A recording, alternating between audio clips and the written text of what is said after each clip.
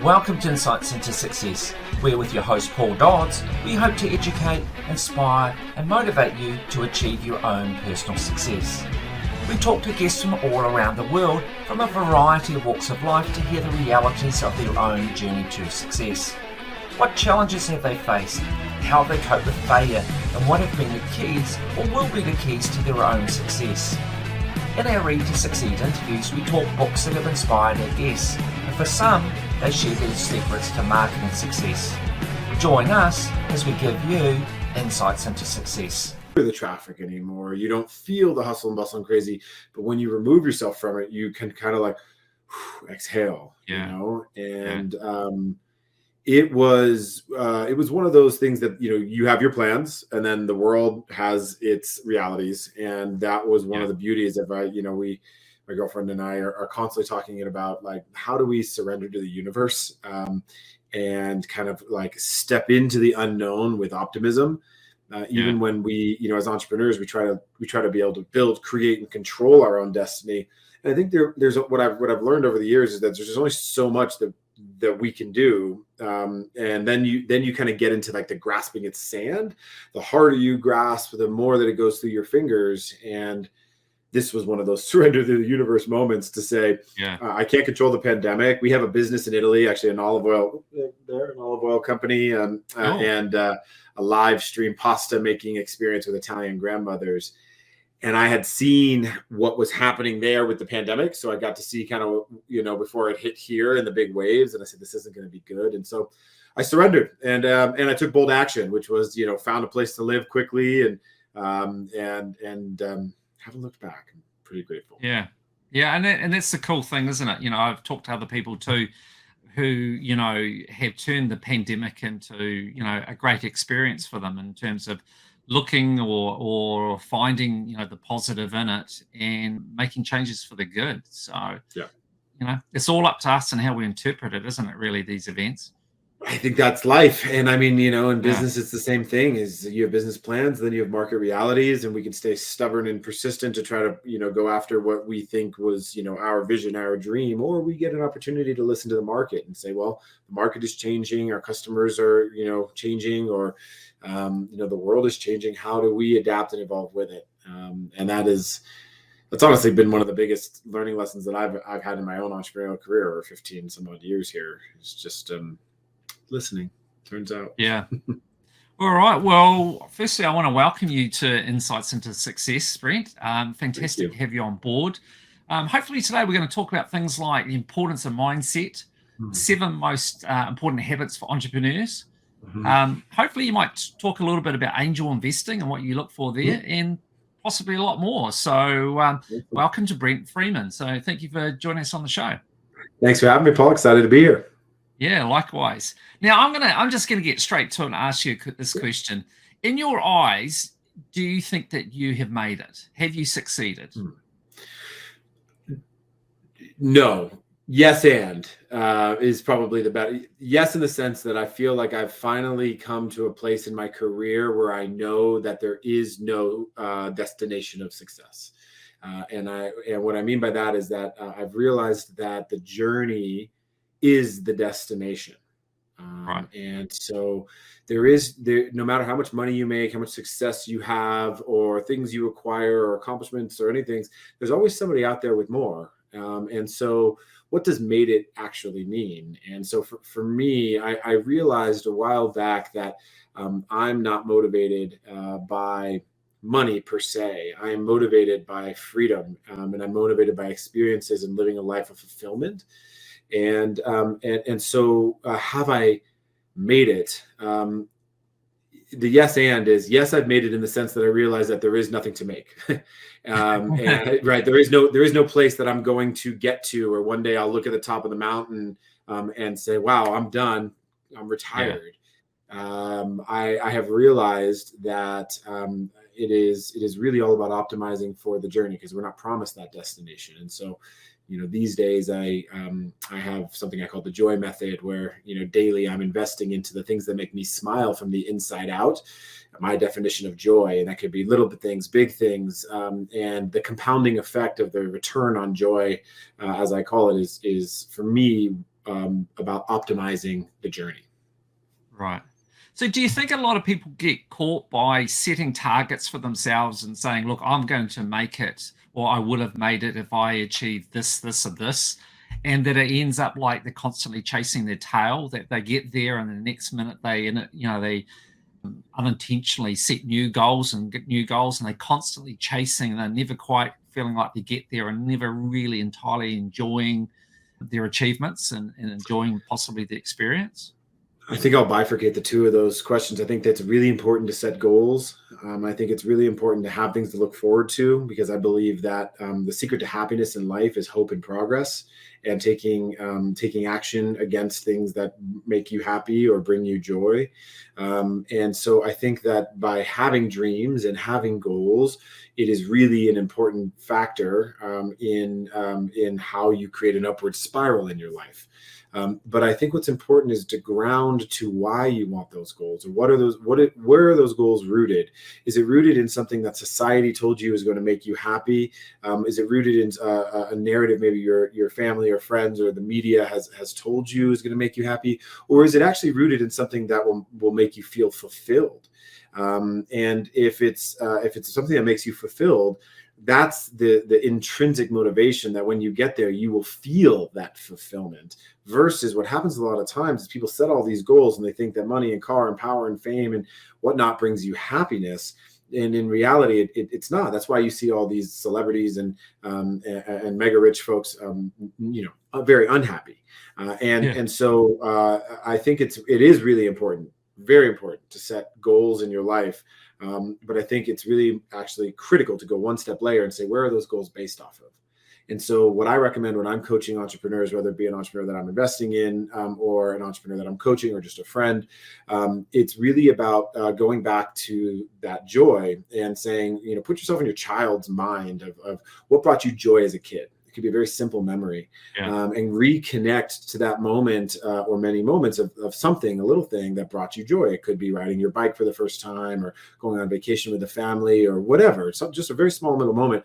And that feeling is your reconnection to what joy is, because as adults, we lose touch with that because we're so caught up in the program. And so what I tell people to do is to annually make a list of joy, of the little and big things in their life that bring them that feeling. Now as an adult. And that takes a minute sometimes when you've been disconnected for so long, like I had been. This is how I discovered it. And then from that list of joy, it rolls up into what I call the priority pillars, which are your health, your family, career, community, and spirituality and or faith, if you have that. And those 4 to 5 priority pillars are really the pillars of our life that make us feel fulfilled and happy in some fashion. But typically what happens is that one or more of those becomes very depleted over time or neglected. And so dreams or goals that are not intrinsically based on the things that bring you joy in the areas where you are then depleted in your life and your priority pillars, if your goals are not rooted to that, what happens when you achieve them is they become kind of a hollow empty, or they're fleeting, or it's very temporary in terms of happiness. And then you kind of say, well, what's the next mountain? Or I expected to, when I made $1 million, for it to feel this way, and it really doesn't.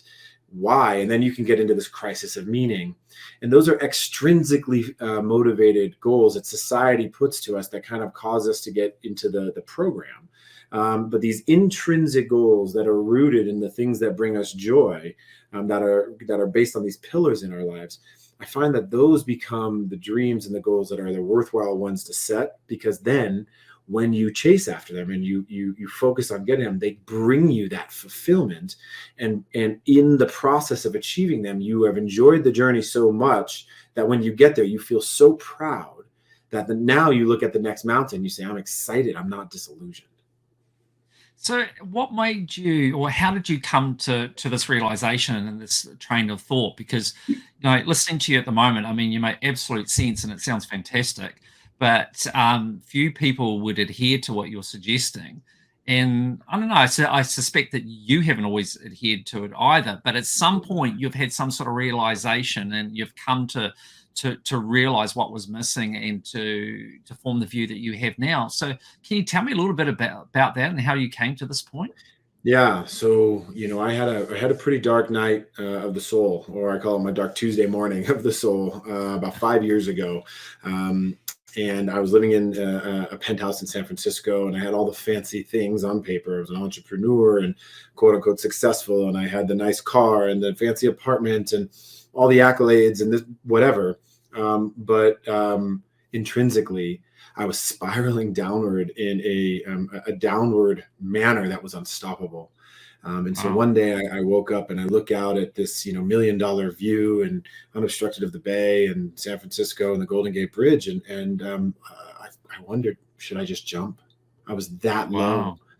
And it really, really, it really caught me off guard, that dark thought. And sometimes what happens is when people get into depression or sadness or any sort of self-loathing that happens, it can become the thoughts become downward spiraling on themselves and compounding, where you're like, oh my God, I'm having this thought, and then you get sad about having the sad thought, and it goes down and down and down we go.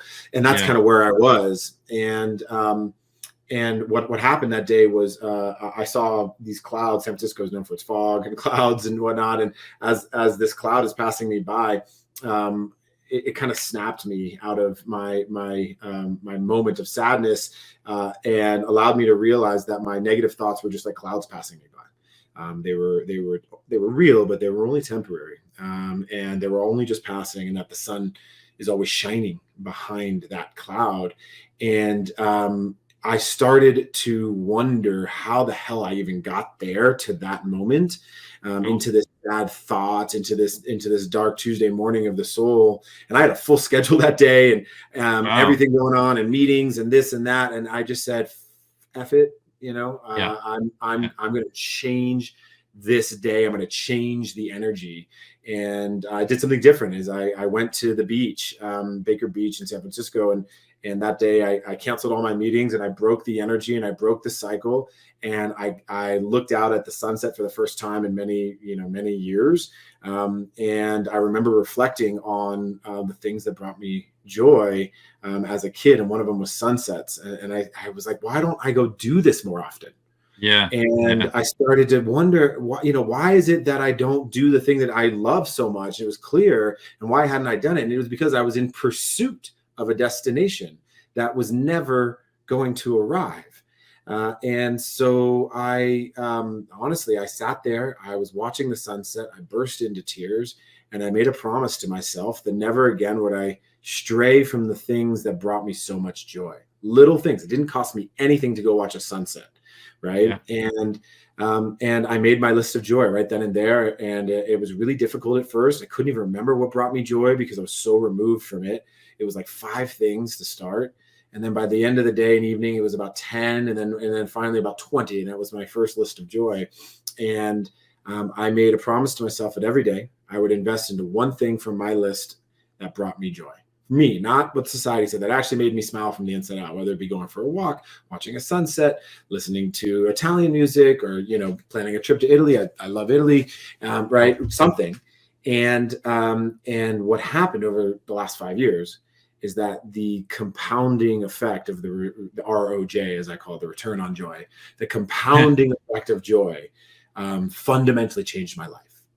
And what I realized is that the paradox of the universe is that I had been going so fast, so hard, and so aggressively against my quote unquote extrinsic dreams that I had lost track to the things that intrinsically brought me joy. The paradox for me was that the more I slowed down and invested into my joy daily, the more and the faster my dreams came true. And so this joy method that I kind of stumbled upon through my own dark morning of the soul in San Francisco was really then what I built upon over the last 5 years, a methodology to allow me to make sense of, what's going on in the crazy neuroscience of our bodies, and the ups and the high highs and the low lows of entrepreneurship, and the societal program that's out there telling us what quote unquote success looks like. I just decided to redefine that. So, we always talk about, or we often talk about the whole thing of breaking a habit creating a new habit, it takes time. You got to repeatedly do something before it becomes ingrained and becomes second nature. So you had that fundamental realization on that day. How hard was it, though, to continuously break the pattern that you had in the past? Because Really from what you're saying, you obviously had a very strong sort of environment and approach to life, and then suddenly you had that realization on that day. I imagine it must have been still pretty hard not to get sucked back to your old ways. How did you get through that? Yeah. So I dove in heavily to understanding the neuroscience of the physical body and understanding how habits are formed and broken. I must have, since that day, read about 250 books, something in that range. And I am, the classic entrepreneur, ADD, dyslexia, right? And so when I read, I listen to it on tape, on Audible at 2 or 3x sometimes. And that's how I ingest, and that works for me. And so, I, prior to that, had only read maybe 5 books, in my life, really? right? Yeah. Wow. I mean, I found ways around, and I graduated top of my class, went to a great university and all of that, but I just found hacks. I'd find the Cliff Notes, and, I would just figure out ways around. Yeah. And so I really dove into understanding what's going on. And I dove into meditation, just very simply with Headspace, 5 minutes a day. And now I meditate. Yesterday I did 90 minutes in the morning, right? And everything, it goes anywhere from 30 to 90 minutes these days. Understanding what happens to the neuroscience, because I wasn't like a sit cross-legged and say Om kind of guy. I had heard about TM, and it just, I don't know, it never resonated with me. And having ADD, sitting still with thoughts running, it was hard.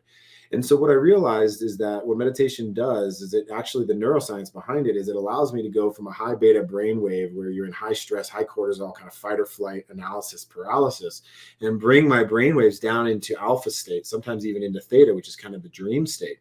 And that's when the alpha state's where you're in flow, and that's when you create. And so when I started to understand the neuroscience behind meditation, I got really interested in it. And I dove deeper and deeper and deeper into that rabbit hole.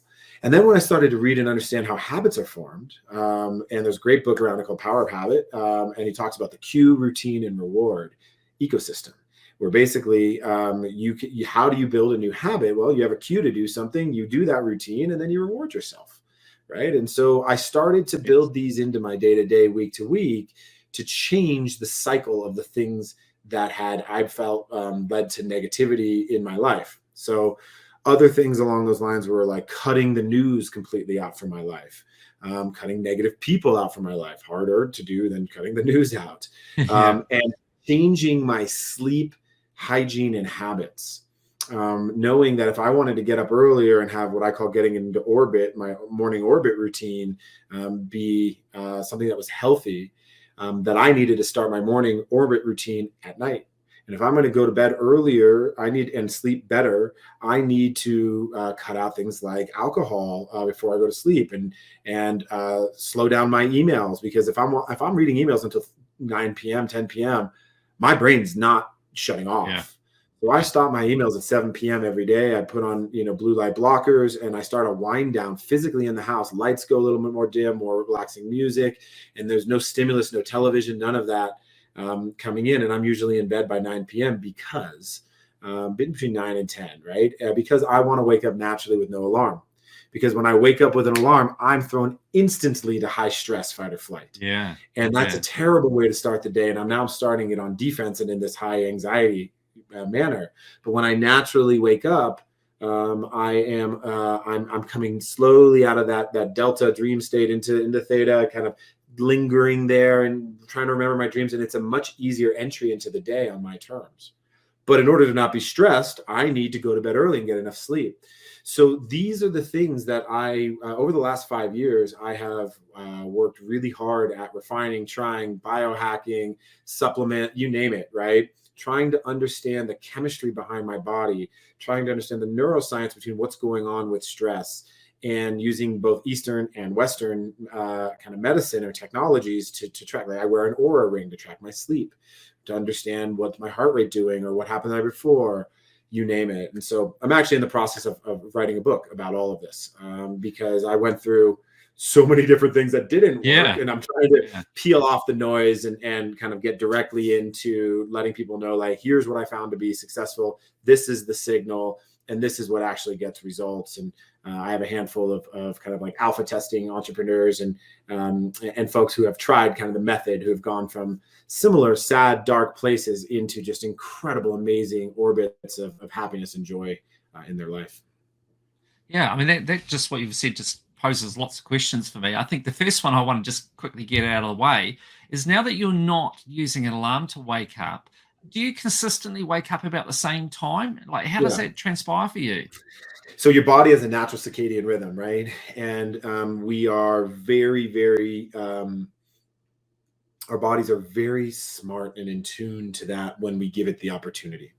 When we have the outside stimulus, all of our screens, our phones, our computers, our televisions, our lights in the house, they're all creating and generating false ambient light for us that is pushing our circadian rhythm. The natural part of, like, when melatonin is produced through the pineal gland, when melatonin is produced, it's when the lights go down, and serotonin is then produced when the lights start to come up. That's the natural circadian rhythm of our life, of how that's meant to function. And so what I really had to do is I had to reset that.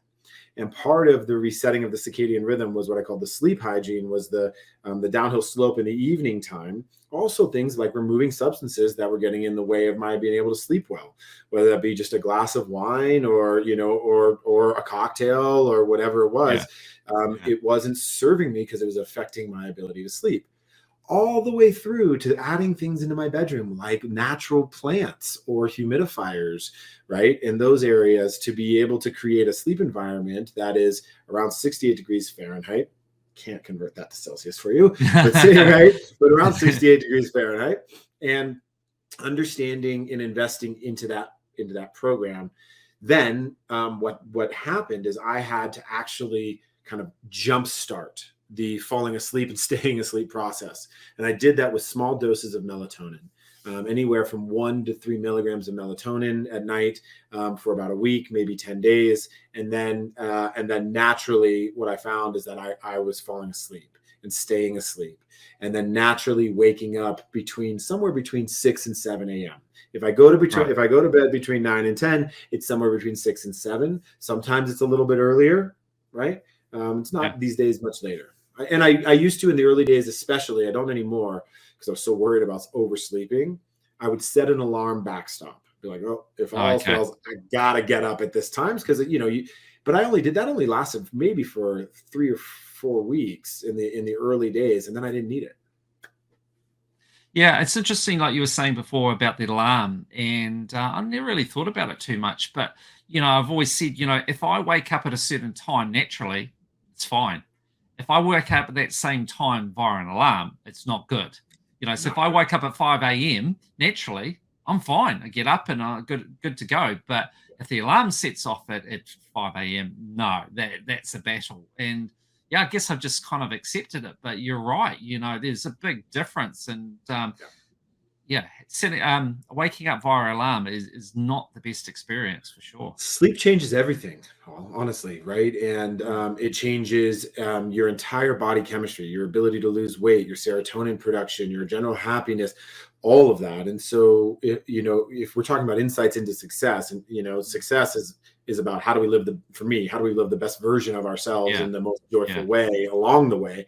If there's any one thing that your listeners can take away from this, it's investing into sleep hygiene in a manner that allows them to get a better night's sleep. And it is a practice, because we have so many, and it is a discipline, right? I don't have kids, so I don't have the burden of children. I do want kids, but I'm sure that when I do have kids, I will still figure out a way to make my sleep a priority. It may be in 2-hour shifts in the beginning, right? It may be, my partner and I, with, her and I taking turns in different ways and to cover each other's week, because we're on the same page on it. But what I found is that the intention behind what it is you're trying to do, with the right intention and the right trying and the right patience around it, it pays off. It pays off. Yeah, it's interesting. You know, I've always had a strong opinion on sleep and the importance of it. For me, I've always seen sleep as the lifeblood for you. You know that if you can get a good night's sleep, you know that's a time when your body rests, recuperates, grows, etc. And that if you can have a good night's sleep, then the world's a better place the next day. If you don't get a good night's sleep, then your ability to deal with things is compromised. And I've been through some fairly dark times, but the thing through all that, and I haven't been analytical like you have, but I always believed that sleep was key. And then you might be feeling like I don't know how I'm going to cope tomorrow, but I always tell myself if I get a good night's sleep, I'll be in a much better position to cope with what may transpire the next day. And it's And you true, will. as challenging as things might be, if you get a good night's sleep, you feel much more capable of dealing with whatever is going to unfold. But if you compromise your sleep, then to me it just perpetuates your issues.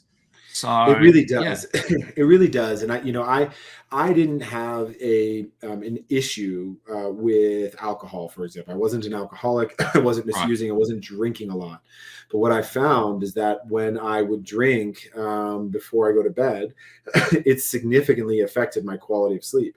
And so I did a test and I said, I'm just going to not drink for about 90 days and see what happens to my sleep. I right, can do that. I don't need this, and that's fine. And what happened was it was insanity. Within a week, I was breathing better. I was sleeping better. I was going to bed on time. It was just like I was staying asleep.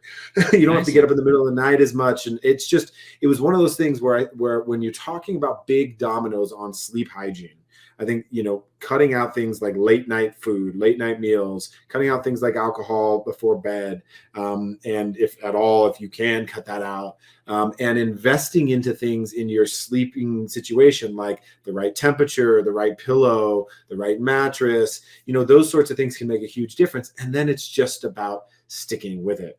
People oftentimes think that melatonin, by the way, is a substance that you take in an instant, like an Ambien. You take it and it makes you fall asleep within 10. No, melatonin is one of those things that takes time, over yeah, time, and so you need to take it about an hour to an hour and a half before you're trying to go to bed for it to really ramp up, right? And you don't need to take it in huge amounts for it to be effective over time. Right? You can take small amounts. And it's one of those things that's meant to kickstart a circadian rhythm reboot rather than to be a crutch of something you use every night. And so I think there are, as people look at their lives, at their businesses, or in their jobs, or even just in kind of their day to day. If there's one thing that can be an exponential growing factor to quality of life, it's absolutely investing in sleep. yeah. So for you, is that one of your qualities that you're naturally quite analytical? Because you've gone to quite some lengths to sort out your sleeping. I mean, is that just reflective of who you are as a person? I'm more on the creative side, if I'm honest. And I do like seeing the numbers, around like my Aura ring and tracking, what's going on, but I'm not looking at it exactly as a science. I do like understanding what's happening behind the scenes per se. And Right. I am curious more and more every day about who's come before me that has had similar problems. Turns out there's lots of people. And what you find is that when people write books, they go very deep on a certain subject, usually the habits or sleep or these different areas. And what I found very difficult was I didn't find someone who tied it all together. Okay. And so what I feel is it's not so much analytical. My creative mind wants to take a lot of these analytical pieces that people have done and say, okay, that's all a bunch of noise, but here are the important takeaways to understand. And here's how you tie it together in a way that demonstrably improves the quality of your life. And that for some might be finances. That for some might be sleep. That for some might be relationships. That might be their health, their mental health, their spiritual, whatever it may be in there. There's kind of what I've discovered is the formula, right? And like I said, it's, I'm calling it the joy method or the joy formula. We're still working on titles. And it's really just centered around not the hyperbole of like happy, happy, joy, joy, but rather let's get back to the things that really matter to us. And let's focus on the Pareto principle, right? The 20% of the things that Yeah. get you 80% of the results. And so I view the analytical side of it as a piece to understand, but not to get buried in data, and to understand what's the takeaway. So we're operating a body that is our machine, right? And I need to understand what's going on in that machine. When I wake up to an alarm, it throws me into high stress. What is high stress in neuroscience? Okay, let me understand a little bit about brain waves. Okay, so what goes into brain waves? Oh, that's interesting. Let me understand a little bit about neuroscience of how our brain evolves. So it's not about the data as more as it is about the conceptual understanding of the organism that we are, so I can use it to live a life that makes me smile from the inside out. So do you think, because I'm listening to you and I'm thinking, a lot of people that write those type of books, they're passionate about one particular, thing that they're an expert in, and they write it accordingly. Whereas what you're doing is you're talking about, it's your problem, but potentially other people out there's problem, and that you're looking to provide a solution. So more like a business person, we talk about how your goal is to identify a real issue and solve that problem. Yep. And I'm just wondering whether it's just coincidental, or whether that is part of who you are, that you're very good at being connected with the market, shall we call it, or the general populace, and identifying their problems and then looking to solve them. Do you think that's the case, or is it just coincidental? You're just solving your problem and realize, oh, well, other people might have the same issue. I think it's both. I mean, as an entrepreneur, the fundamentals of being an entrepreneur, and I've helped co-found or found 15 plus businesses now. And right after this, I'm co-founding another one. Like literally after this call, I have a co-founder meeting, right? With another organization. So as an entrepreneur, you need to solve a pain in the market or you're dead, right? That's just plain and simple. And sometimes when you are a hammer looking for a nail, that's where you have issues. And I've been that entrepreneur, especially early in my career, saying, I swear there's this problem. Look, just put a nail there and I'll hammer it, right? I think what happened here is that I went through a really dark time. I was going through divorce, business partner breakups. I mean, you name it, that whatever, all the things that led in to that really dark morning that I shared earlier, I think is not as unique as we probably assume. And, you shared just a moment where you've also had some dark times. And I slightly shared this I have a very small, Instagram following. I'm not an influencer. I don't care about any of that stuff. Just my friends or friends of friends, a couple hundred people. And I just shared a post in mid 2020 about my journey through darkness. Very simple and just kind of inspirational quote. And that was it. And a friend of a friend reached out to me and DM'd me. And, she asked for help. She was an entrepreneur, a very powerful executive and coach and entrepreneur. And she said she too was going through a hard time and a divorce, and just wanted to ask my advice. And she ended up becoming kind of a mentee of kind of the early days of my system.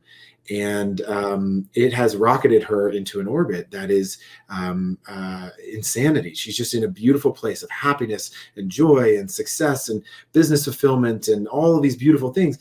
And she shared with me a few months ago that the dark days that she were in were similar to mine. Yeah. She was suicidal, and she was really considering ending it all, and that this helped her take control of her life in a way that made sense to her. And so when she told me that, I felt then it was an obligation for me to put this into something that I need to share with the world. And It's not a business. It's not something I'm trying to make money off of. It's not something that I'm saying it needs to be marketed like this. It's just a passion, because it saved and changed my life. I've now seen it do it with this one amazing woman and several others now. And it's something that I hope that people can internalize, take the scary out of what it means to evolve. We're told people don't change. You can never change. You can't change people. And I think that's bullshit. We evolve. That's exactly what we're here to do. We are evolutionary beings. And sometimes you just have to catalyze to the bottom so you can bounce off.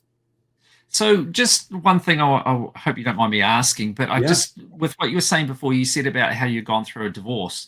And I'm just wondering, with your change as it has been, has that meant that your current partner is quite a different person to what your wife would have been? Is that, has that reflected with your change? I am a fundamentally evolved person from what I was in my marriage. My my ex-wife is an absolutely amazing human, and we are friendly. I wouldn't say friends, but we are friendly still. And I really care about her and her future and her success. But neither her nor I, at the young age that we married and kind of got together and had the tools to handle our very complex lives and childhood traumas that each of us had and brought into our marriage.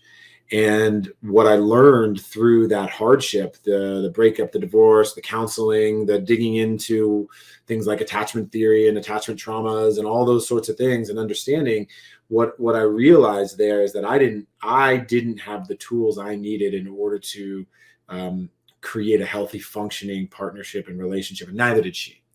And so that hardship became a seedling for joy in my life, which the joy now on my partnership side is my girlfriend, who I will marry one day without a doubt. And we talk about it, but we are focused heavily on the work together from the beginning, in counseling together early in the relationship, not because we had a problem, but because we're being proactive, reading and evolving, doing personal growth work and having coaches and journey work and things along these lines, so that we can evolve, not necessarily together, but as two individuals, and then have the entity be able to evolve together. And so, what I've realized is that through my divorce and through really any hardship in my life, is that those hardships have become, they don't seem like it in the time because they suck. But those hardships become the seedlings for what eventually becomes joy. And I couldn't have found or been the man that I am in my current relationship with my girlfriend without having gone through that divorce and that relationship with my ex. And there was a lot of anger and sadness and bitterness and real grief in that loss. We were together for 7 years. And then through that, and through the healthy processing of that, and the investing into the learning and embracing growth as a mindset, and then really, actually, I think most importantly, I turned inward. I didn't expel outward. Meaning I didn't project it onto her or others, and I didn't look for things to kind of fill the void. I spent time inward. I started a meditation practice, and I did all the things that I just told you about. And that process of investing in myself led me to be feeling the most whole as an individual that I'd ever felt. Even though I wanted to get married and had kids, and I felt that I had been kind of derailed off of that with the divorce, I got to a place where I was like, wow, I'm really good. And if it happens, it happens. If it doesn't, it doesn't. And obviously right then and there, that's when it happened, right? That's when, at that moment is literally when I met, Michelle. Yeah. Yeah. So I guess with all that, do you kind of believe in, there's different ways to talk about it, but, the law of attraction and the whole sort of vibration of that? Do you think that and if you do you think that that's what happened, that you attracted her into your life at that time, which is right for you? Yeah. So I remember reading, the first time I was exposed to the law of attraction was reading Think and Grow Rich, right? Kind of the entrepreneur's Bible, right? Napoleon Hill.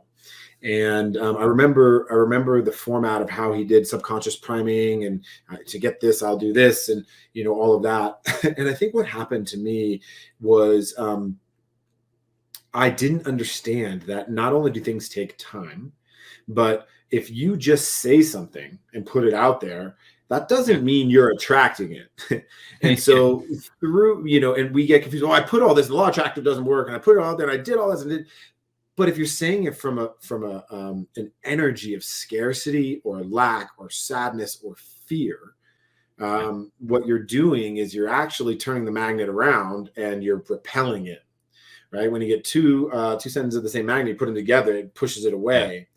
And so the key for me when things started flipping on the law of attraction is when I started feeling the emotions ahead of when the events were happening, and I started putting things out there with gratitude and peace and love and fulfillment, rather than scarcity and fear and all of the grief, kind of negative vibration emotions versus high vibration, elevated emotions.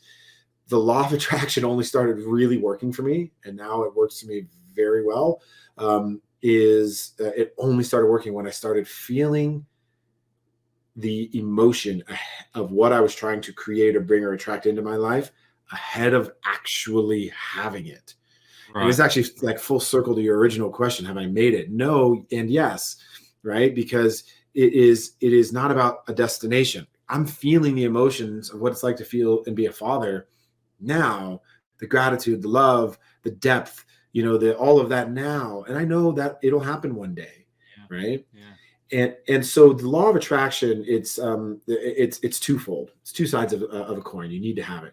It's putting the thought out there, the frequency out there of that thought of what you want to create into the world. And then it's attaching an elevated emotion to be able to bring and draw and attract that thing, experience, whatever it is, back to you.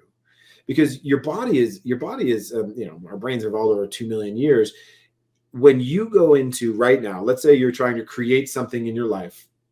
And when you get there, you will feel so grateful, right?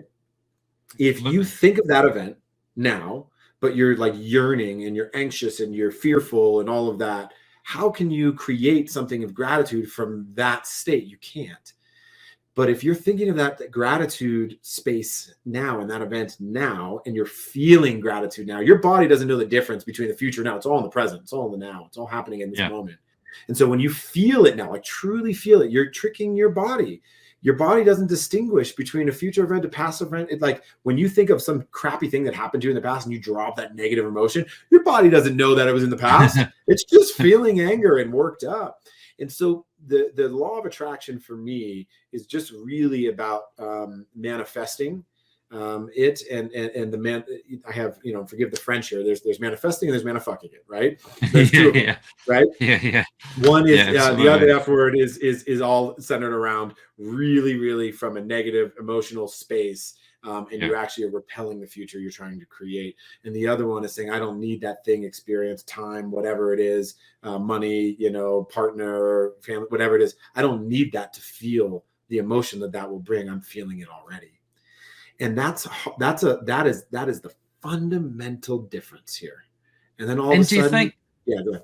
So I was going to say, do you think like you adopting the approach of doing meditation, has that helped you with the law of attraction? Getting you into the right state of mind? Completely.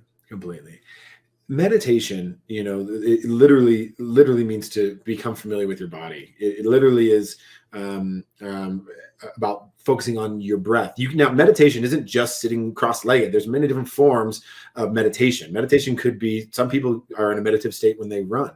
Some people listen to binaural beats. Some people do guided meditations, YouTube or Headspace. Some people go into, Sadhguru in India and go deep into that and go into Vipassana 10-day silent meditation retreats, to Joe Dispenza's world. There's so many variations of meditation, but all it really is getting still and becoming familiar with your body and what's going on, and taking your brain out of high stress or high beta analysis and calming it into a state. So that way your body, your heart, your mind, your emotions, your feelings can go into a little more relaxed state. Your autonomic nervous system can calm down a little bit.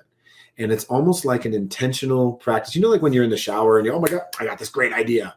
Why do great ideas always come in the shower? Yeah. Well, because we're not generally thinking about things or have much stimulus of what's going on there. And so we've naturally come down into a little more creative state. And that's when the answer pops in. And so meditation for me has become that practice. Right. And I have inserted it as a habit where I couldn't before, as a cue routine reward in my morning routine. I was doing it sporadically, even that day where I, saw the clouds passing me by. The meditation technique is called noting, where you see something and you remove your thoughts from your identity, and the thoughts are like clouds passing, and they're only temporary. And I wasn't doing meditation regularly. I couldn't get it to stick. So I said, what is something I love every day, unequivocally? And I love espresso. Love it. Love my morning espresso, right? And so, and I have like a full espresso machine, and I have Italian coffee beans. I love it. I look forward to it every day. That's my reward. All right. So what's my cue? My cue is I'm ready for my espresso. If I inserted my routine after my cue, I'm ready for my espresso. My routine is I meditate, and my reward is I take the coffee. I have the espresso. Maybe it'll stick, and it did. And every day since, it has. And now I've been building on it. And so I have, not just a morning meditation routine. I have then a yoga routine, and then a kind of like a learning routine on top of that. And then, the reward is still the espresso. And so that could be anything for anybody. Cue, routine, reward is how you build and form a habit. And so, yes, to your question, did meditation help me? It fundamentally changed me being able to drop into a space where I can start to create. And that's what I use meditation really for. I create through meditation. I'm feeling, I'm visualizing, I am dropping into love or gratitude or happiness or joy, or I'm trying to embody one of those elevated experiences, or at least just be neutral, right? And a little hack that I recommend is, if you're like, well, how the hell do you just feel joy when blah, blah, blah is going on? Yeah. So when you're doing that, I even have it over here on my second monitor. It's a picture in Florence, in Italy.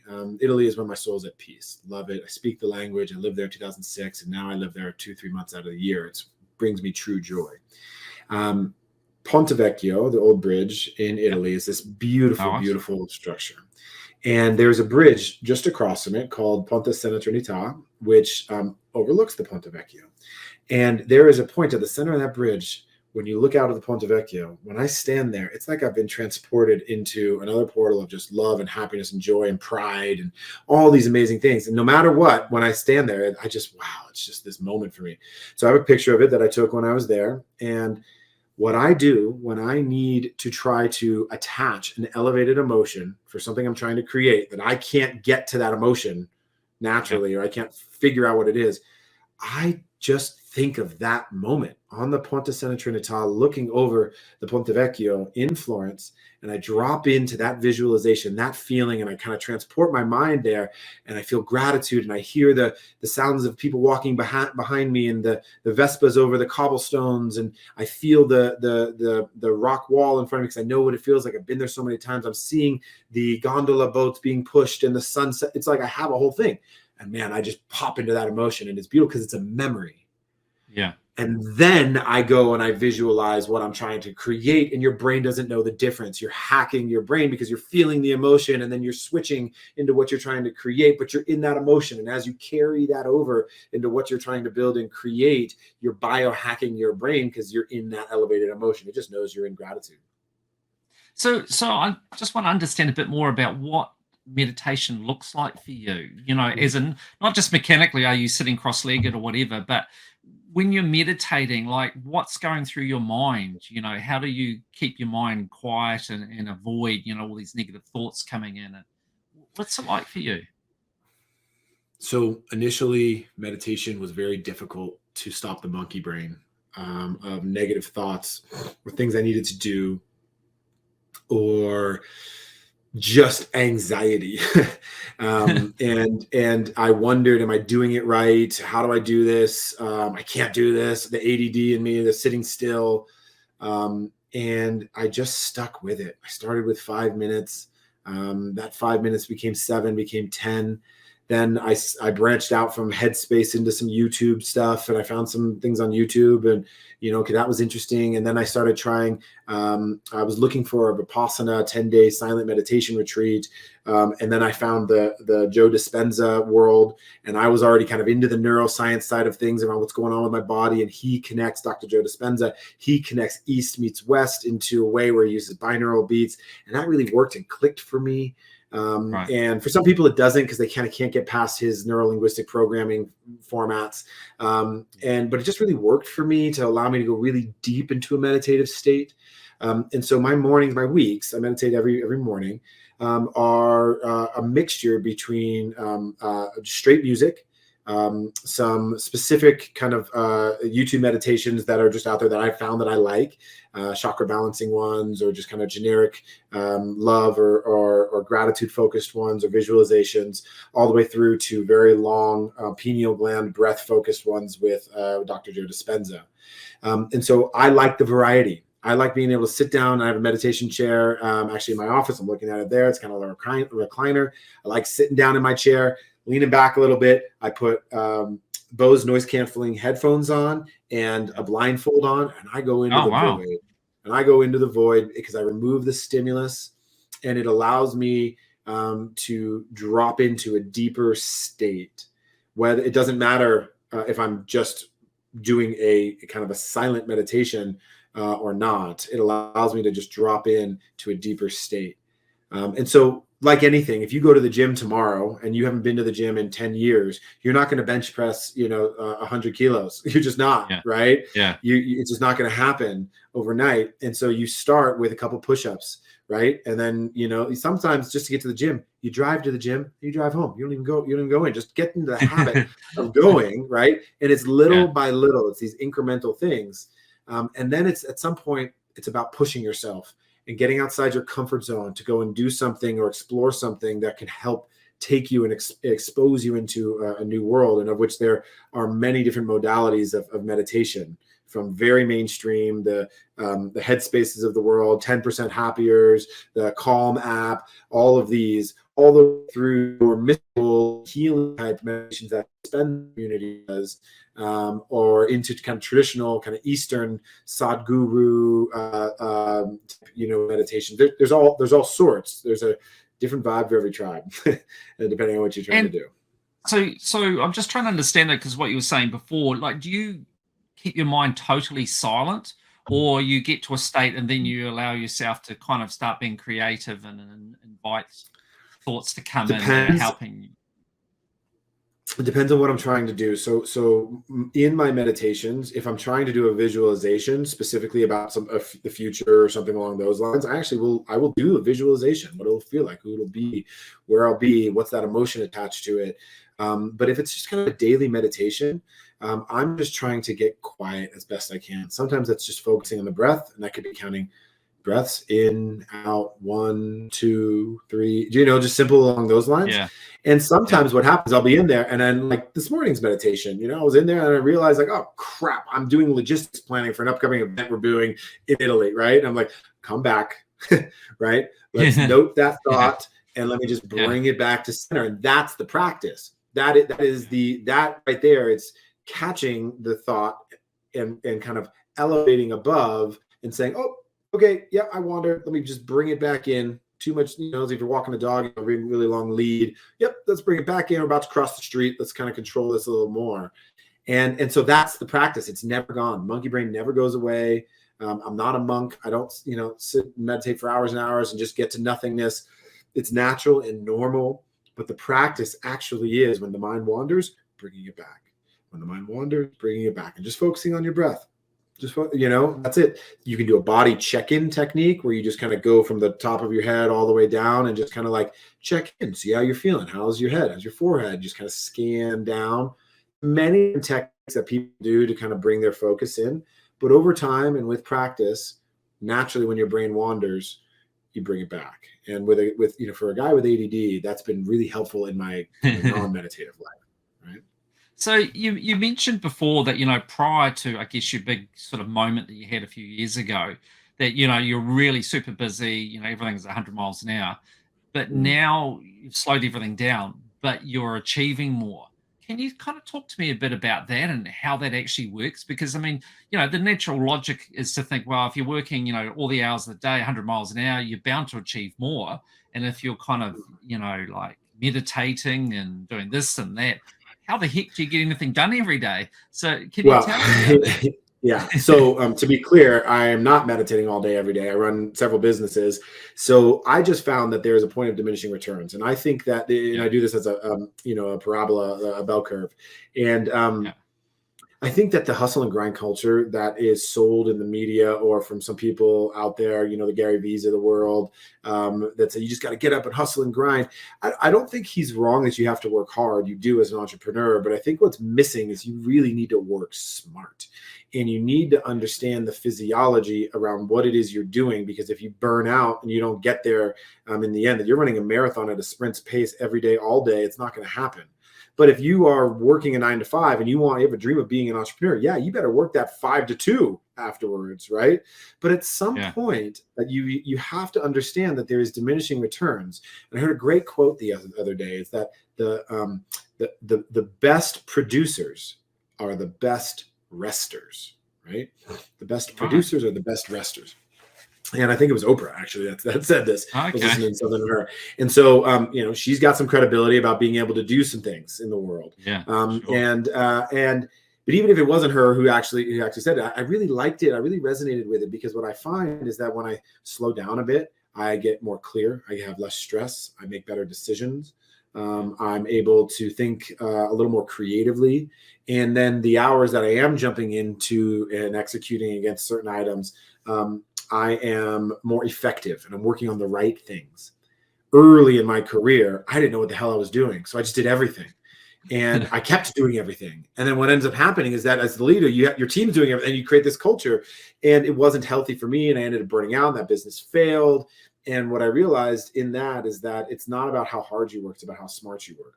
And yes, you need to put in the time. Yes, you need to put in the hours. Absolutely. You got to do all of that. There's no question, right? You have to put the time in necessary to get things done. But just working 10 or 12 hours a day that say you did, or that's what you're supposed to do, that actually is, I think, very, very harmful, and is a narrative in our society that needs to be shifted to. It's time to put in the right work. And that diminishing curve is like, if you don't put in enough, it's going to really screw you. But if you burn out, it's going to really screw you. There's a happy medium in there. and the pendulum does kind of swing. Sometimes it's a little less, and that's natural. And then sometimes it's a little more, and that's also natural. Yeah. And part of that, I guess, from what you've said is you've got to maintain your balance holistically in all your life. Like to do whatever you want to achieve, you also you need to maintain your health. You need to have that balance. If you go too much in one direction, you're going to pay the price in another. Is that you will? How you see and it? If you get there and you have millions in the bank and all the accolades, and you're sick and you die, well, who cares? Or you get there and you have alienated all your family and friends and the people who you truly love, and you don't have, like, why does it matter, right? And that's what happens to a lot of people who have quote unquote success, defined as in money and things and whatever, is they get there, they don't actually have what is what people really do want in this world, which is like fulfillment and joy and happiness and connection. And we're a tribal species. So I think that it's really important to understand that like I said in the beginning, it's that the destination is the journey is the destination, right? It's how do we enjoy along the way, set goals to achieve for ourselves, right? And I'm not saying, be poor and live in a van down by the river. I'm saying making money for its own sake does not lead to happiness. The equation of money plus more money does not equal happiness. Money is a part of the equation, but it's not the equation. And my own story was true. My mental and physical and spiritual health were non-existent that day when I stood on top of my, San Francisco apartment and looking out the window. And it was non-existent. I had no mental health practice at all. I was suffering from depression and anxiety and all sorts of stuff. I was about 35, 40 pounds overweight. I had no physical fitness, and having been an athlete in my life in high school and whatnot, I had let my body go. And I was in physical pain, and my body was totally neglected. And then I had no spiritual practice. I'm not a religious man, but I believe in the universe. Nature is a thing. There is an innate force inside of all of us, and trees and nature that makes us grow, and there's no battery attached to us. So I believe in the spirit, of the universe. And I had no connection to it, and I was so far removed from it. And so, getting back to making sure that we are investing daily into our mind, body, and spirit in some fashion, so that way we can be there in the end and enjoy it and have the people around us, because the moments in our lives that truly matter, they are generally not alone. The moments in our lives, right, that truly matter, that we remember, are usually shared. Yeah. That's so or true. better when shared. Yeah, absolutely. Absolutely. So tell me, just, in terms of changing people's perceptions, what's your view on failure in your journey in life? How do you see failure? Failure is a fundamental secret ingredient to success. It is the stepping stone to success. It is the only way that we actually become quote unquote successful. Doesn't mean your business has to go out of business to have failures, but it does mean recognizing that failures, all the, I have a saying where it says, you win some, you learn some, right? Yeah. And so failures, I have failed so much in my life. Literally, business has gone out of business, relationships, divorce, business partners. I mean, you name it. Like, I have failed at almost everything at some point. So it's not about how many times you get knocked down. It's about how many times you get back up. And then for me, the true failure, I'll put in quotes, is if you continue to make the same mistake twice, 3 times, over and over and over again. That's true failure. Yeah. And so for me, failure is the absolute critical stepping stone to living a life of success, if you can continue to take it and use it to learn from it, so you can sharpen the saw as you grow in your life. So failure is any entrepreneur, anybody who tells you they haven't failed are just liars, just straight up liar. Right. And so I view failure as a fundamental, critical, secret ingredient to living a joyful and successful life. And the unfortunate reality, though, is in society, and I think particularly in my country, I think not quite so much in America, but nonetheless, is that we generally frown upon failure. We see it as a negative, and certainly in my country in particular, worse than America. If you failed at a business and say, for instance, you became bankrupt, you're like a leper. That's not good. You clearly are not capable, and should not be in business. And what good is that attitude? That's just so wrong, but that's the way it is. I think one of the things that when you talk about the American dream of what has happened in this country that makes this country so prosperous is the resiliency as a culture to embrace failure, and in a system that allows people to be able to try again. And to be able to build again. And so we have a business in Italy, and Italy is very similar to what you're talking about in terms of failure consciousness, and entrepreneurial and otherwise. If you start a business in Italy and it fails, you're done. That's it. You'll never be lent to again. You got to go. I have a friend, a really dear friend, who started and tried to build a restaurant, and it failed. And then he's now a waiter, right? But he was a massive up and comer, but like he couldn't. That's it. And so I think the abundance mindset of the general United States land of opportunity, and the kind of the way that the structure and system has been set up to say, if you fail, not only can you try again, but there are real paths to getting you into trying again, both financially and otherwise. And actually, when you look at the venture capital and angel investment community, I personally won't invest in first-time entrepreneurs unless I know that it has to be a real kind of like edge case, because I want someone who's failed, because they know what not to do. Right. And I want that out of their system in a lot of ways. And so I think it's unfortunate that the New Zealand culture has that mindset, and Italy and Spain. I mean, it's very common in other places around the world, because what happens is then you have less risk takers, and when you have less risk takers, you have less breakouts. When you have less breakouts, you have less success stories, and when you have less success stories, you have less investors, and the system never builds on itself over time. Right. So I think what has to happen, when you talk about like, how do you change something along these lines?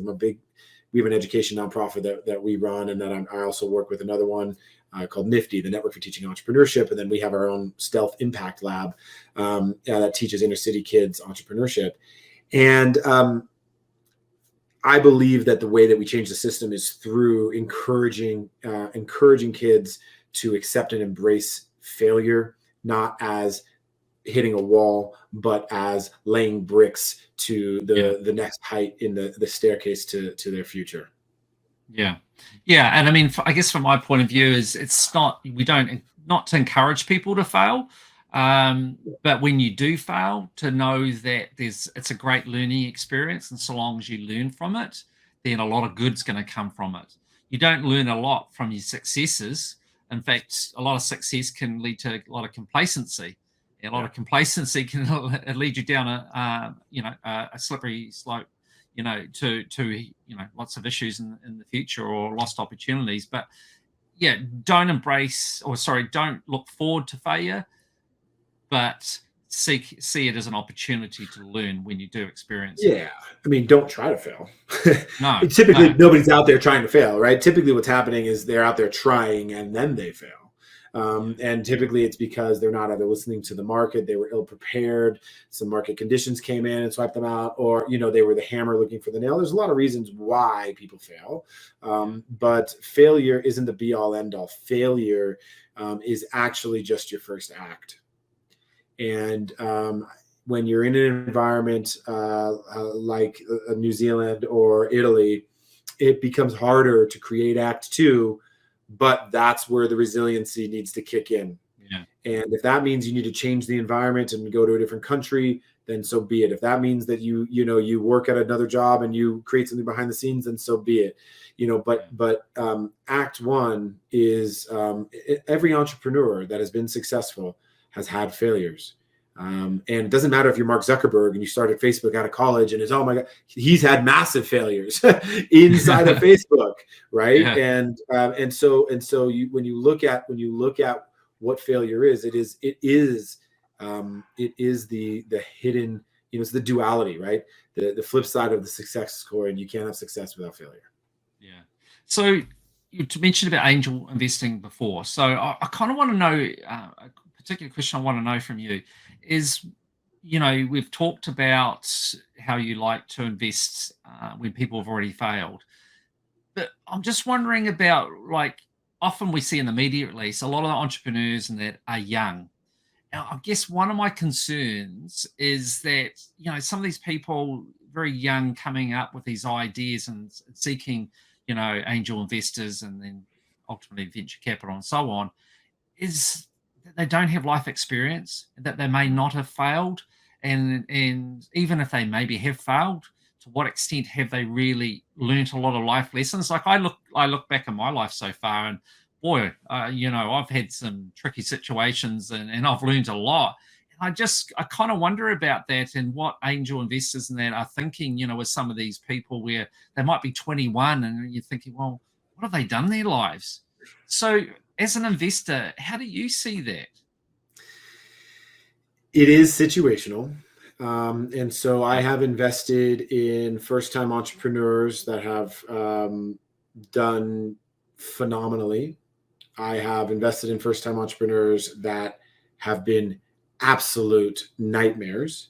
And I have invested in serial entrepreneurs who have intentionally and without integrity done really shady things. And then I've invested in first-time entrepreneurs who have done the same. So it is a little bit situational. Now, what I'll tell you is that I like to see, as an angel investor, I like to see somebody who has some sort of domain expertise, some sort of competitive advantage, some sort of knowledge of industry, or some sort of network that allows them to be able to tap into those resources. So we invested in a company called Pair Eyewear very early in their seed round.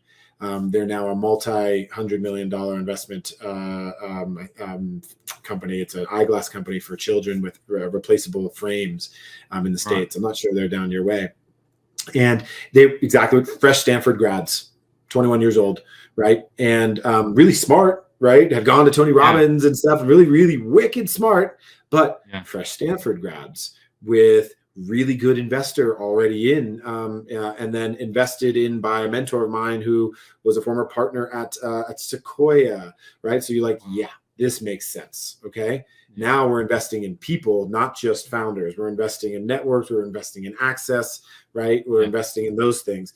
That's where you start to say, let's look at the whole pie here, not just one slice of it. All the way through to we've made investments in folks who, both in time and resources, who were serial entrepreneurs, and they went through amazing exits. And they categorically drove a business I helped co-found actually, and put some money into bankruptcy because they knew best, because the first thing that they did was have a success. and they were up and to the right, and they made a bunch of money. Now they were the, Midas touch and couldn't fail, but then were ego driven. So I think as an angel investor, you have to kind of weed through, you're looking at the entrepreneur or entrepreneurs, their personalities, their experiences, their network, and then you're looking at both the industry and the market. How big is the market? What's the opportunity? What kind of business is this, right? And will these entrepreneurs have either the grit, the experience, the resources, the past, or the network to be able to solve the invariable challenges that are going to come their way? And so it is a little bit of like, look at the slice, then let's look at the pie, then let's look at the industry, right? And there is no perfect formula, man. It's just, that's why 1 in 10 VC-backed companies, you invest in 10 to get hopes of a home run return on 1, right? Yeah. Yeah. So, with these people that are like the one you gave as an example, they're young, they've had little experience. What's the backup? What's the support system there to, like, if the proverbial hits the fan, which even if the concept's great and ultimately it's going to succeed, invariably at some point, the proverbial is going to hit the fan and there's going to be trouble.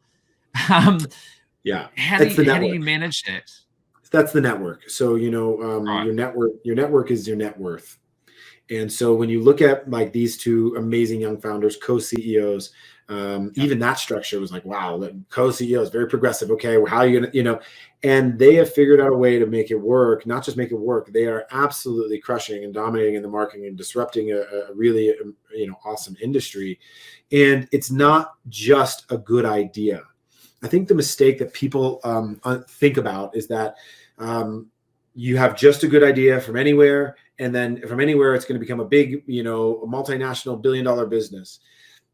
Your network is your net worth. When you start getting in with the right people and the right investors and the right connectors, there's literally something in Silicon Valley called the PayPal Mafia, right? The first 20 employees of PayPal that have become tech giants across multiple industries, from Elon Musk to Reid Hoffman to everything in there, and the people that have then disseminated from that world. And so it's not so much that it's a quote unquote boys club, but it is a little bit of an insiders, like Hollywood, right? You got to know somebody and who you know and how you get in and how you get connected to that group. They help propagate and help each other out. And so with this investment, we were very small investors, very early.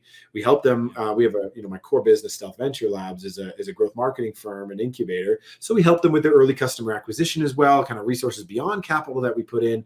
And then they kind of graduated into the need of, we need to grow ourselves and get to that next level. And they just had the right network. And so I think what happens when you're dealing with angel investments is you need to understand what kind of business is this and what kind of founders are these and what is a potential trajectory and path for a return on that investment, and does the risk reward make sense? A lot of businesses can be really great businesses but are just not return on capital businesses. They could be cash flow businesses, they could be lifestyle businesses, right? There's no bad business unless a business doesn't make money, right? But when you're dealing with Silicon Valley tech angel investment VC type firms or type investments, there is a very specific format, and you want to try to be on the side of the right people, the right founders, the right network as best you can in those. And if you get early into one who then breaks into that, that's where a lot of the huge upside comes in, right? But when you invest into a company that is a small brand or not really a big market or is local in some fashion, you have to be patient with your capital. It's slow capital. It's social enterprise investment. It's the return on investment maybe 10 years instead of 5 or 7, turn down the line. Maybe in dividends, it may be in other perks. It may be, a lot of people invest into restaurants because they want to say they're an investor in restaurant. They want to be able to go and those sorts of things, right? Yeah. And so you just have to understand what kind of an investment is this.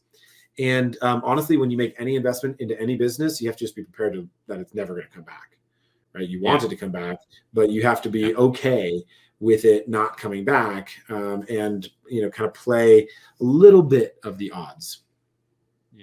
Yeah, no, for sure. So tell me a bit about your businesses that you're involved in now. I think your main one probably is Stealth Venture Labs. How did that come about? Out of failure. So, we Stealth Venture Labs today, we are 3 divisions. We have our Growth Lab, which is our traditional growth marketing agency. And we do the digital marketing and growth acquisition marketing for brands like HelloFresh and Crocs, and brands in the past like Poopery and Evite, all the way down to brands you've never heard of, small startups alike, right? Facebook ads, Instagram ads, strategies, creative, user-generated content, growth marketing services. Then we have our Founder Lab, which is an incubator accelerator that helps companies, celebrities, and otherwise take their ideas and turn them into market realities. And so we're partnered with Kevin Hart on a brand called Vita Hustle, took it from idea into launch and then into market. And then we have our Impact Lab, which is our social enterprise arm. And we teach the fundamentals of e-commerce and digital marketing to inner city kids, giving them $5,000 grants to be able to start and launch their own e-commerce stores and take their ideas and show them a way of how we turn it into reality. We created a digital product there called the $1 Million MVP, it's the $1millionmvp.com. And what we do there is we through an online course, basically take what we've been doing for 15 years and said, this is how we do it, right? And so we teach the kids how to do it. We pair them with mentors. We give them $5,000 grants. So that's the 3 divisions of Stealth Venture Labs: Growth Lab, Founder Lab, Impact Lab. Yeah. And all of that began because my previous company failed. We were, when I was living in Los Angeles at the time, we decided to build a tech marketplace, like an Etsy, but for socially conscious brands. We felt and saw a huge trend in brands like the Tom Shoes of the world coming up and saying, we are going to make a difference and a profit. And we said, man, there should be a marketplace that markets this, because millennials want to buy brands that give back. And so we built a marketplace like an Etsy, but for socially conscious brands, social entrepreneurs. And we spent 5 years failing, raising a little bit of money along the way, death by 1,000 paper cuts. And then finally, kind of at the end, the last year, raised about 500 grand or maybe 750, I think, total, and took a shot at the fence and then ran out of money. Went to open a Series A, had a term sheet, and then our biggest competitor in that we were saying, hey, we are this, but for this industry, they imploded. We ran out of cash, and one day I had to fire 30 people, my best friends, in a 9-hour layoff, so writing people handwritten checks and telling them, go cash this today because tomorrow there won't be any money in the bank. Wow. And I personally lost, millions. I didn't have millions, but in terms of like my own money and debt and all of the different things that I put into it. And I was devastated because it was my passion. It was my baby. And I spent a year automating and paying back debts and trying, getting to a place where I could just cleanly wind it down, not even file bankruptcy, just cleanly wind it down. Turns out you need about $50,000 to file bankruptcy, which is absurd. Right? So we didn't even have money. We were so broke, we didn't even have money to file bankruptcy. Right? It's madness. It doesn't make sense at all. It's madness. And so what we did is we spent the year automating things that we had 30 people doing. I learned a lot in that, and ended up paying back about 90% of the debts to vendors and that kind of stuff, and then just kind of sunsetting it. We sold it, but it was for parts. Sold it to a local brand, put it in a happy place, and then I was not ready to get a job. Talking about the failure, I felt ashamed, embarrassed, saddened, depressed, real grief. And in that is like the anger and the bargaining and all the things that come along with grief. And I wasn't ready to get a job. And so I looked at what it is we had done, and I said, what are we good at? Where is the diamond in the rough? And I said, we were excellent at marketing. And we were one of the first advertisers on Facebook. We had really blown up some brands by advertising them. We just had a bad business model.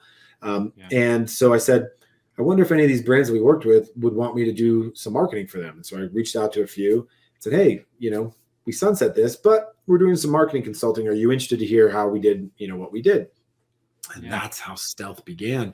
It was out of need and necessity of listening to the market and saying people needed help with their own marketing. And so that's how it began. It was like $1,000 retainer client. I took off to Italy and hired a virtual assistant to help me manage some things and tried to clear my head. And that was 2014. And so, 8 years ago, and we've grown and evolved a lot since then.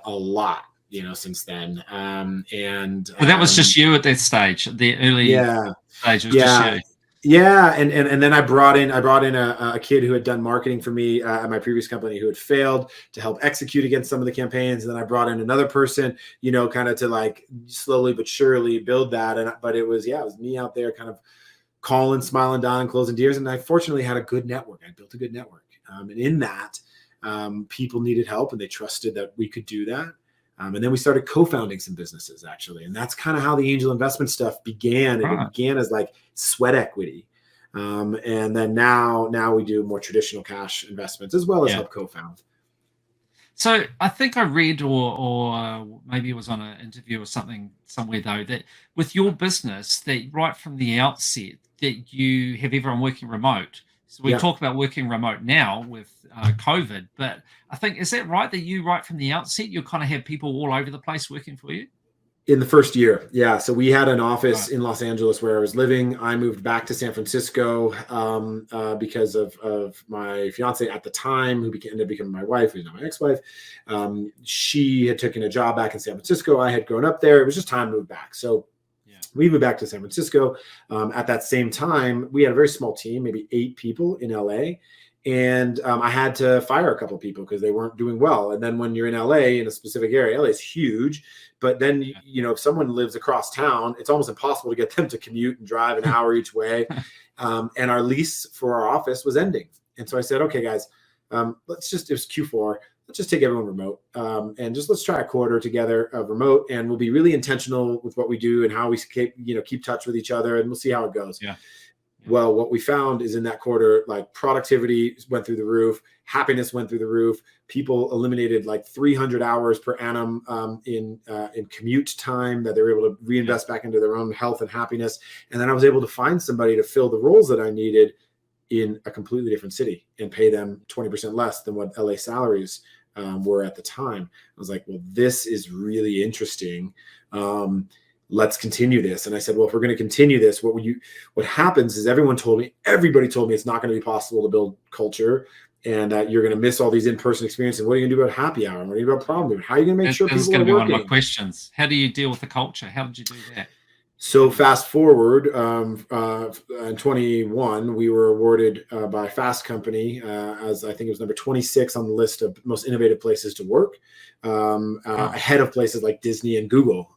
And we just got announced, this will probably come out right after they announce it, so I can say it now. We just got announced by Inc. As the same thing, one of the best workplaces on their best workplaces list. And so, that's the punchline. It's happened. It's possible. And we have an amazing award-winning culture, virtual first, remote first, for the last 7 years.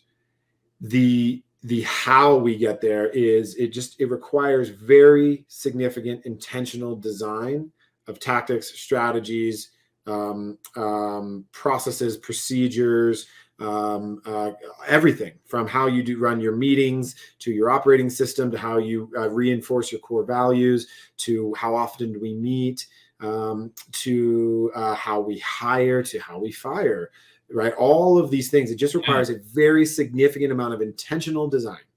Whereas in the workplace, physical office, you have the water cooler, you have happy hour, you have, hey, let's go grab a coffee. Hey, let's grab lunch. This is my cube mate. This is the person I sit across from. So culture creates itself in the kind of like digital world. Culture needs to be intentionally designed. And so we do things along the lines of, so we meet Monday, Wednesday, Friday. I'll give you a good example of actual tacticals. Monday mornings, 9:30 a.m. Pacific, it's an all hands, everyone's on a Zoom call. And we do a 45-minute meeting of on the business status update. I give an update of what's happening in the world. In the business update, my COO gives an update of what's happening in some of our accounts that need to be aware of. Then we have a wins celebration where the leaders or senior leaders in the team of 3 different structures come in and share wins from the previous week. Here's what happened. Here's context and here's a win. And we want to celebrate. We get off mute. We clap for everybody. And then we end the meeting with culture shout outs. We have 4 core values: collaboration, ambition, playfulness, and efficiency, or CAPE, we call it. And so at the end, the team then recognizes other team members for one of the 4 core values.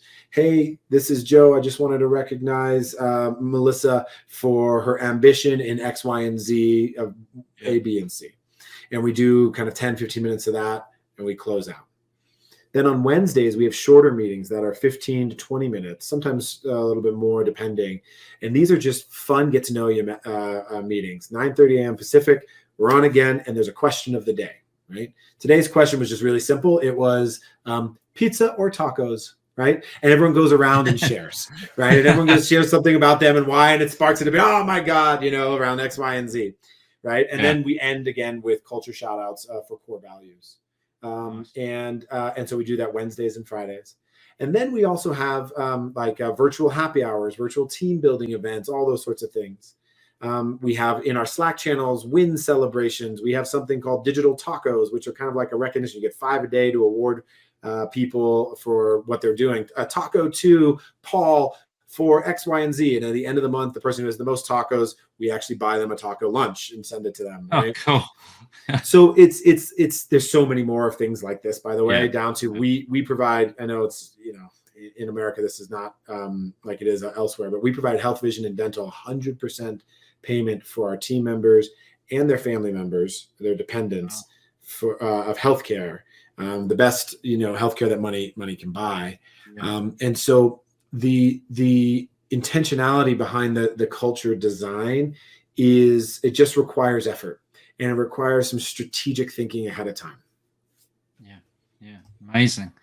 Okay, so one of the things we wanted to sort of get on to talk about, but there's been so many cool things to talk about beforehand, is what your sort of tips are for entrepreneurs in order to help them succeed. I think we talked about it's sort of 7 most important habits. Could you talk us through those?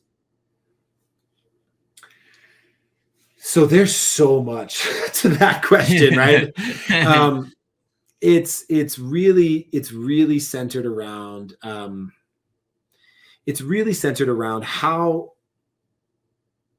what are the habits that you're going to create that set you up for success, right? And we talked a lot about it today. It could be mental, physical, spiritual, right? All of those sides of things. It could be your meditation practice, your sleeping habits. The first and foremost tips that I give any entrepreneur is, what are you doing to take care of yourself, your mind and your body? And how are you investing? And that, by the way, doesn't mean just like I'm taking a mental day or I'm sitting cross-legged and saying Om. That to me also means, how are you growing? How are you pushing yourself? What is your continued education, right? And so I think tip number 1, maybe just like, you want 7? Is that where we're going? Oh, no, it doesn't have to be 7. How many? I think just 7 was something I read that you sort of had 7. Yeah. There's a lot in it involved. I think the first and foremost, it's develop a growth mindset. Growth mindset is really just centered around, I'm never done. There is never a destination there. I'm always going to be learning. I'm always going to be growing. I'm always going to be evolving. And if we take that mindset to your personal health, your mental fitness, your business, your industry, your customers, if you have that growth mindset is going to set you up for success. Because what happens is when you get into a fixed mindset, your worldview becomes like this, your vision becomes rigid, right? And you say, no, I'm only doing this, and this is what we're set out to do, and the market's telling you otherwise, and you're missing the boat, right? And so the growth mindset is critical. I think another side of this is really about kind of like building off of that is the difference between understanding what discipline is versus rigidity. There's a really important difference between the two there. In nature, when you are in the mountains, I live in the mountains, right? And you are looking at these massive 100, 200-year-old trees in the storm, and it is blowing 100 miles an hour wind, and it is blizzarding, and you look at these trees and they're swaying, right? Yeah. And they're going with the flow of nature, right? That is the natural state of nature, right? Yes, occasionally those trees do fall over when things are too strong for them, but 99% of the time it is just the natural flow state. You never see rigidity in nature. If that tree had no flex to it, it would always fall over. And so the difference between developing discipline versus rigidity is really all centered around taking that growth mindset and looking at it and saying, okay, I'm going to be disciplined in my morning routines. I'm going to be disciplined in how we execute. I'm going to be disciplined in how we run the company, but I'm not going to be rigid. I'm not going to be so blind to what the market is saying, because then building on this, third tip is really just centered on listen to the market and adapt. You have business plans, you have life plans, and then you have market and life realities. The realities are what drive, and the entrepreneurs that get that are the ones that take the headwinds and turn them into tailwinds, right? And so developing that growth mindset, understanding the discipline versus rigidity side of things, and then building into listening to the market, I believe is fundamental. And the last thing I have to leave everybody with is really just centered on reconnect with your joy. And it doesn't have to be your business.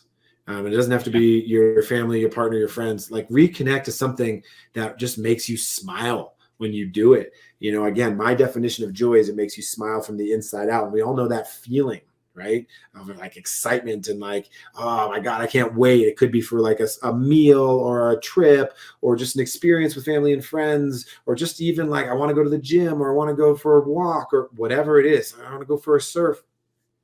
Reconnect to that joy. And every single year, on New Year's or another day that matters to you, create your new list of joy and build on it every year. And then every single day, just do one little thing. For me, it snowed yesterday up here, and I stopped. Instead of just rush, you know, and to get to the office and all that kind of stuff, I stopped and I just looked at the snowfall. And for me, because on my list of joy is fresh fallen snow, I just watched. It took me 30 seconds. I just watched some snowflakes gently fall. I was like, wow, that's beautiful. Okay, onward. Important moment in time though for you. And so for you, how important is it, do you think, for people to like what they're doing to succeed? Well, it's ideal. But the reason I'm hesitating is because it is not, you do not need to love what you're doing to be quote unquote successful at it, but you need to love something about what you're doing to be successful at it. So am I like, oh my God, I love digital marketing and e-commerce, and that is my passion and my love? No, actually, my passion and my love, as you probably heard, is building a company that builds an award-winning culture. Not even award-winning, just builds a culture that takes care of its teams. Like, I don't care about the awards. Like, I was always passionate about how do we create an environment people love to come to work. They feel good about the people they work with, the team members. Yeah, we're not perfect, but we've created an environment where we're not contributing to the problem. And we've created an environment where people can have kids and go on a 5-month paternity or maternity leave and get full pay, right? Wow. And that's the kind of, I am passionate about that stuff. And the vehicle is, we are technically good at marketing and e-commerce. We are technical masters at that, no doubt. And yeah, I do like that. And I kind of geek on that stuff too. But is that my absolute passion and love? No. My passion and love is Italy. Right. And we now have a nice fun business out there as well. And you know, and that's great. But I think it's important to understand, what are you technically good at, and how do you build something around it that you can wake up and be excited about, you know, on most days, because it's really hard. Even when you quote unquote make it, it doesn't matter how much money you have, more money, more problems, right? And bigger problems. And if you make $100 million, but you lose $101 million, you have the same problem if you make $1 million, right, and lose 1,000, right? You know, 100 million, 1,000, right? Yeah. So tell me, I've got to ask this. What's the deal with Italy? Where's this passion for Italy come from? Is there a bit of a backstory to that? Yeah. So, my mother was Italian, of Italian descent. My father's from England, emigrated to the United States when he was young. My mother and the maternal side is of Italian heritage, and I grew up in an Italian household and culture. That was the dominant culture, as it mostly is, right? And so an Italian kitchen, food, family, you know, all of that kind of stuff. But we had a small nuclear family. Because my family had emigrated from the East Coast to the West Coast, and all the West Coast family was kind of estranged by the time I came around from the East Coast family. So I was always really drawn to that heritage, those roots, that culture. I didn't grow up speaking the language. I ended up learning it and minoring it in college, and then studying abroad in Florence. And I didn't know, I wasn't a lemonade stand entrepreneur. I think entrepreneurs are made, not born. I think that's the fact. I think some people, are made earlier and discover that. But for me, it wasn't. I have a lemonade stand and a lawn mowing business. My only dream as a kid was to go to Italy, meet my Italian relatives over there, and learn to speak the language. And that was an intrinsically motivated thing from the inside. That when I did that in 2006 for the first time, I was on top of the world, full body life fulfillment, right? And then fast forward a few years later, when I on paper was quote unquote a millionaire and had made close this big deal, and I was expecting to feel the same fulfillment, and I didn't. From that, it was my first aha moment between the duality between an intrinsic versus an extrinsic motivated goal. Yeah, and so with Italy, I think you mentioned before, you go there sort of 3 months of the year, every year. Yeah, so we now live there 2-3 months a year. We're leaving here in about a month from now. And why is because it brings me joy. And I have all the reasons in the world not to go, of why it's more complex, it's more expensive, it comes harder to run a business on Pacific time when you're 9 hours ahead. All the reasons not to, but it brings me joy, so I invest into it. And it's my truth. Whereabouts? Now mostly Rome and Florence, but my family is from Sardinia, from the north, the Costa Smeralda on the northern coast. And our business, it's an Italian cooking experience where all the instructors are Italian grandmothers. And we have a little olive oil brand from the family farm there outside of Rome. It's right outside of Rome. And that business is called Nonna Live. Nonna means grandmother in Italian, and live obviously is the live cooking experience. It's a live cooking show through Zoom. And you can also go in person now that the pandemic is kind of tapering off. Yeah. And how's that gone for you? Really well. It's I go back to the paradox of the universe. I met the family in 2018 when I was going through that same time. Again, I had watched that sunset. I had gone through the dark times, and then I said, I'm going to invest into joy every day. And only a few days later, after I made that list of joy, like out of the 20 things, 5 of them were Italy, right? Different types of like things in Italy, and I wanted to go back to it. So I booked a solo trip to Italy. And I went there, and I wanted to get back to my roots. And I remember my oldest memory was making pasta with my grandmother. And I was about 3, and I was with my grandmother and grandfather. I was laying the lasagna layers down, I remember reaching up to the table to try to do it. And so when I got to Rome, I didn't know anybody because I hadn't been back to Italy in many years. I lived there in 2006, and I'd gone sporadically over the years for a couple of days, here and there when I was in Europe. But I looked up an experience to make pasta with a grandmother when I was there. And I found this beautiful family just in a little suburb outside of Rome. This 85-year-old grandmother named Nonna Narina and her granddaughter, Chiara. Really just fell in love with the village. Nonna Narina, Chiara, her husband, their family, the whole story. And we just became family friends. And I started informally helping and advise her. It was an Airbnb experience, and they were the #1 Airbnb experience in the world. And I was like, wow, that's amazing. Wow, really? Yeah. They were on billboards in San Francisco. I didn't know it at the time. I was like, wow, that's amazing. So I just started informally helping and advising. I kept going back and spending time with them. And January of 2020, I had spent New Year's with Chiara, her husband, their kids, Nonna, in Italy. And I spent a month out there just before the pandemic had broken out. And we had tried to figure out a way to do business. I was like, look, we'll just advise. Like, I'll just advise. This would be great. Like, I'll help you make this a little more formal. But they were already doing some good volume of in-person experiences in their village. You come, there's an 11th century castle at the top of the village.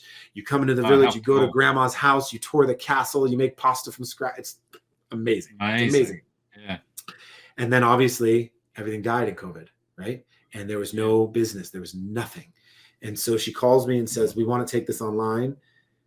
She didn't really know what I did for work. She asked me, the words were, do you know anyone that can build an e-shop? And I was like, yeah, I know someone. And so I built her a site on a Saturday, a week before I came up to Tahoe for a skiing trip, and then ended up staying here because the whole world shut down.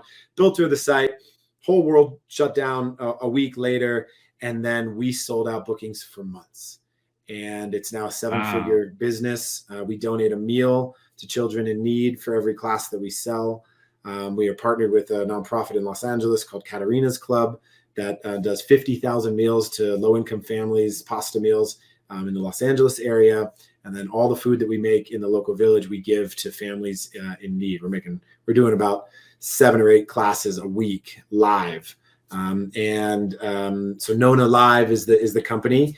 And Shopify chose us last year out of 2 million merchants to do a documentary on us for their All Hands Summit.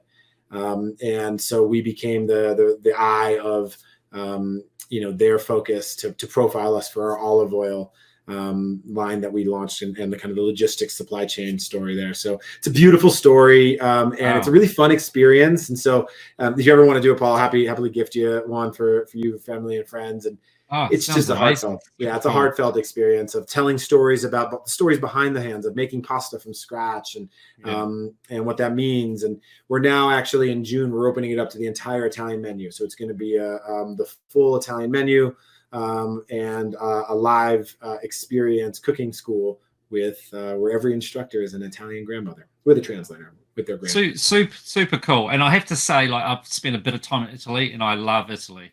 But I have to ask you this question, Brent, because you said you got an English father and an Italian mother.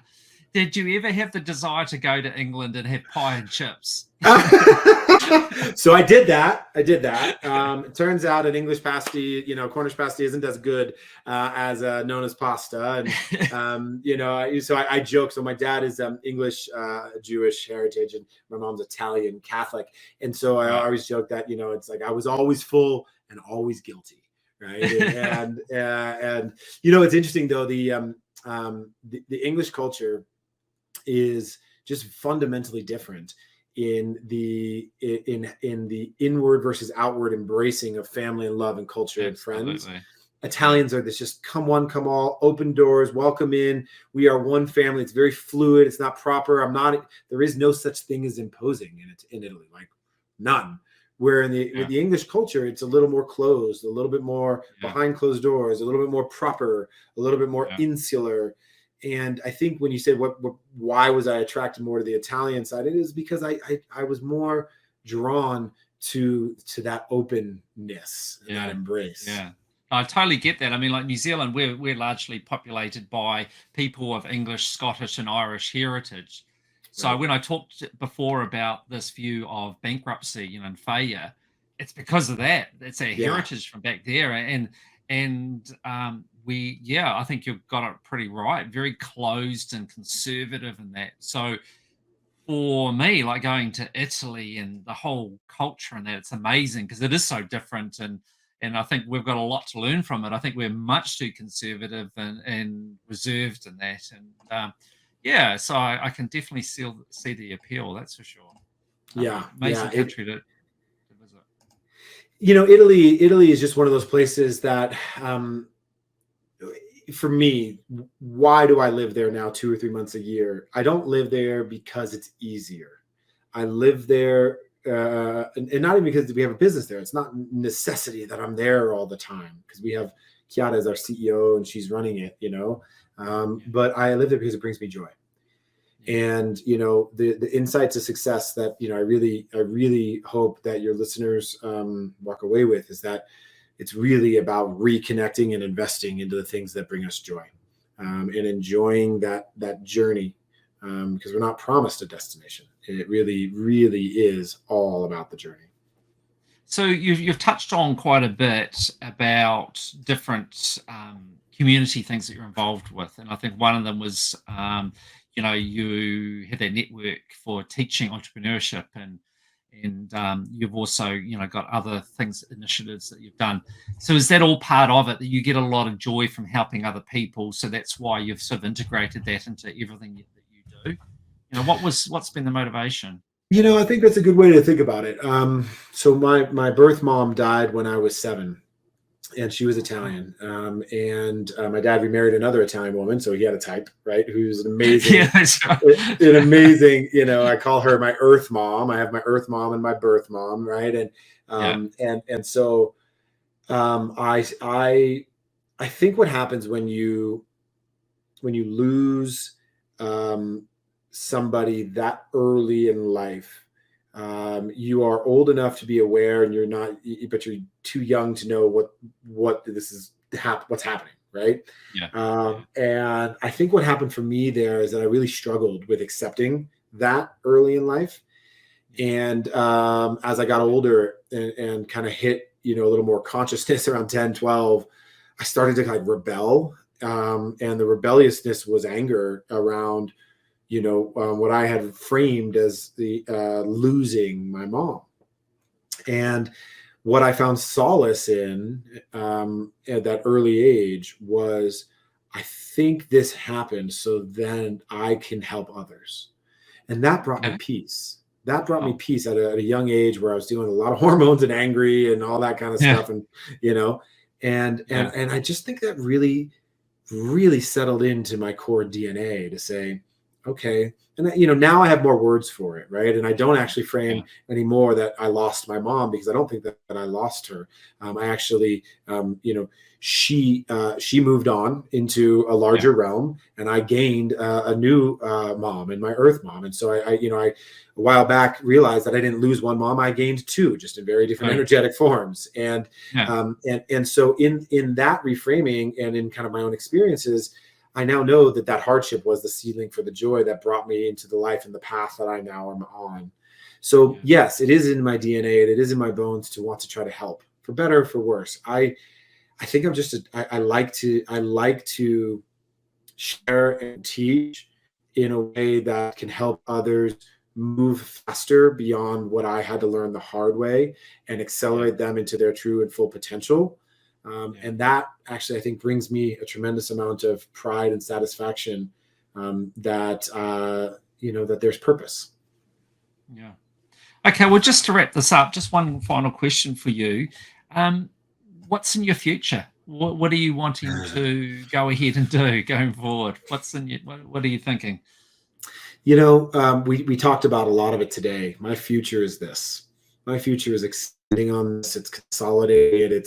It's building on it. It's digging into it further. And I'm not sure what that's going to hold. We are running active companies, and we are building, and so I have responsibilities to both my clients and teams. And, what I also have, I want to build and see. I'm not building companies to sell. That's not the goal. I'm building companies to create impact. And I do that through creating financial returns that also we harness the business model to create social impact. And so I want to grow and scale our impact. I want to scale our profitability in our organizations. I want to change lives through business. And I personally want to build out more of the things that we talked about today into just a little more of a concise platform, whether it be, I'm working on this book, whether it be the book or seminars or conferences, or I'm not sure. It's very kind of fluid, and I'm in a little bit of a surrender mode on it, of like the Wu way of, the Taoist kind of like just go with the flow. But I can tell you my future is filled with me investing into joy daily. It's about surrendering to the universe a little bit and trusting in the unknown. And it's about trying to help as many people as I possibly can help, whether it be through serving them in business, or serving them through kind of spreading the things that I've learned over the years. All right. Well, thank you so much, Brent. It's been absolutely amazing to talk to you, and I love your perspective. And I'm like, I've got so much to learn.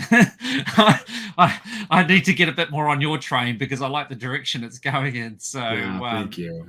I appreciate you having me, man. I really appreciate you having me. It's been a beautiful, wonderful conversation, and I really appreciate you having this platform and having me on the show. And look forward to staying in touch. Yeah, no, I would appreciate that. And thank you so much.